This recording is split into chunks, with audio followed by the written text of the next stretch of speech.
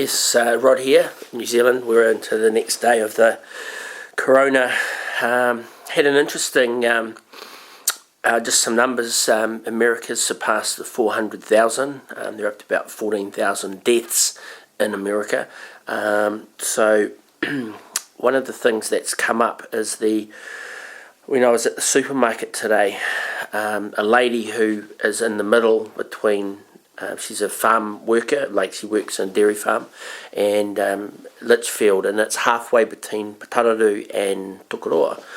So we were in line together, and the queues sort of snake around, and you get a bit of a chance to chat. So anyway, she was telling me that the police went through the line of the supermarket in Putaruru and pulled about 10 people out from Matamata. Now Matamata, when I say it's about 50 kilometres away from here, but Matamata has, it's got 63 cases. That was as a couple of days ago, in a rest home, which was passed from a staff member to the clients, then the clients then passed it back, and it's a hotspot, one of the clusters, if you like. So to escape that, people are coming to Putaruru for their shopping, and so the police dragged them out of the and then put them back in their cars and sent them back to Matamata with a warning.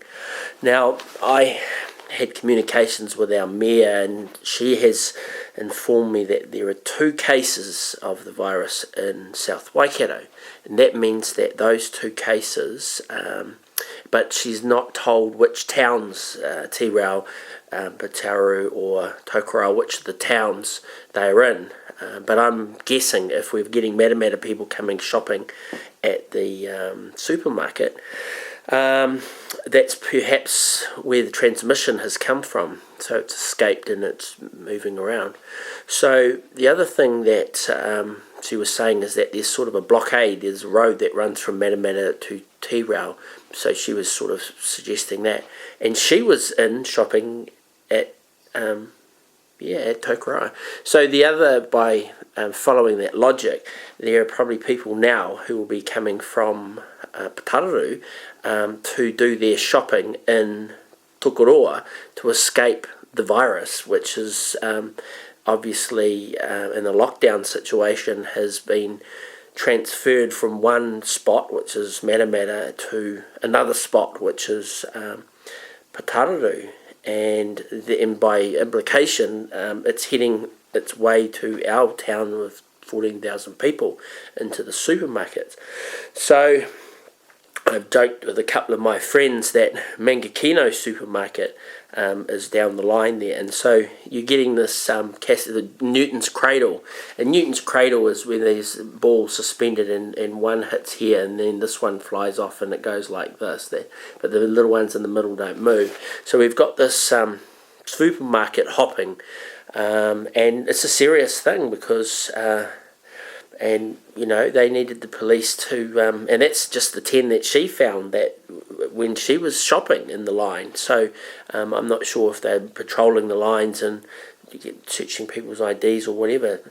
So, and she's also said that they refused to serve older people as well at the supermarkets and asked them to go and get somebody younger to come in and do it. So obviously that supermarket has got something going on, and perhaps they don't want to mention it simply because you'll get panic, and then they don't want it to then be transferred to Tokoroa, which in a sense, from judging from overseas, one of the doctors said that there's a 72% of the deaths in Chicago came from 30% of the population.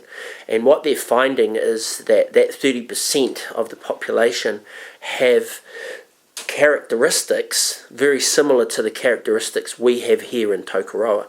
So our population maybe 40 or 50%.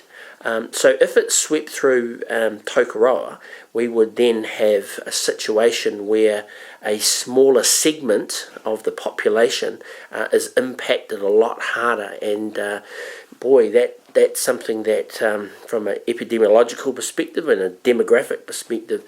So I just bring you this news because that's what the media, part of the media is to be fearless and free and fair and to share these things. And that's why I raised that with you today. So just be extra vigilant. I talked to the supermarket Greta today and said, look, I'm observing people coming out of the supermarkets, putting their trolleys in line and with their hands, with no gloves, and then the next person grabs the trolley and then enters the supermarket. And I said, there's one major place of transmission, and that's the handle of the supermarket. So when I came back out, he said, stopped me, and he said, look, we've talked to the manager about this and we're onto it. And I said, well, I make my own hand sanitizer up. You get a litre of methylated spirits, and then I put 30% of water with it, because alcohol by itself, it needs to have the water because of the way that it interacts, the two of them. So you can't just use it as meth. You've got to mix the water in with it, and that makes it super ability to take it out. And I just said you just have a bucket and a cloth and you just run it across the handle when the person's finished with it, and then the next person up, because basically he's just standing there and he's a big fella and just sort of managing them. And really it would be simple enough from his perspective to still stand there, and he just wipes with a plastic glove on, just one across, and then dips it in the water and does the next one, and he gives each person their trolley, and then as the trolleys come back in, so we'll see what happens. The other supermarket sort of does that, but it's and from my perspective, 16 years ago, I remember mentioning it to the council and the SARS, and said that the shopping trolleys is one of the biggest transmitters, and so that's the sort of thing government needs to come out with as a mandate. If we are going to have these supermarkets open, then we need to make sure that the handles are clean with 60 or 70% alcohol, and alcohol wiping mechanism. And so even if a person does have dirty hands and they put it on there, they're not picking up the last person's, and if they are onto that, then it does evaporate and that sort of thing, but it leaves behind a clear surface.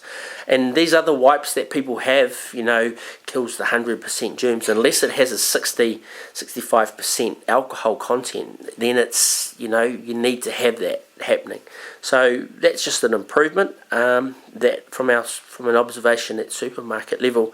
So yeah, we'll see how it goes. So anyway, this is getting on to day 16. Day 15's passed, and we're heading into the next big, the big push really. And we were learning as we go. I've learned a lot from watching videos on YouTube and refining what I do. So we were masked today and gloves, and I had the goggles that I can pull down if I need be. And so that was, and then there were a few people wearing. And I talked yesterday about the ability to transfer 8 meters, a sneeze, and it can form like one of those rings that the dolphin blows, the bubble water air thing that goes through.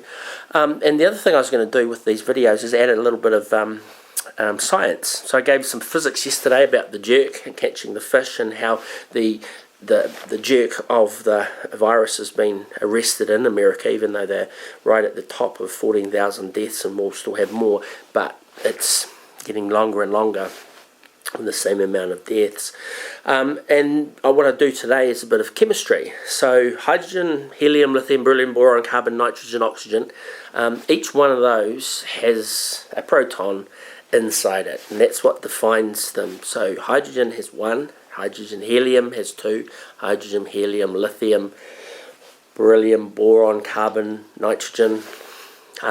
So just think of it, counting the natural numbers, 1, 2, 3, 4, 5, and it carries all the way on, sort of similar. So there's 84 countries that have got the virus now. It's gone up. And so anyway, that's the proton. So the other two parts of is a neutron and an electron, but I'll talk to you about that in another video. So just count them up and see how far you can go with the periodic table, memorizing it. 1, 2, 3, 4, 5, 6. Hydrogen, helium, lithium, beryllium, boron, carbon, nitrogen, oxygen. Thank you very much. Rod Young out.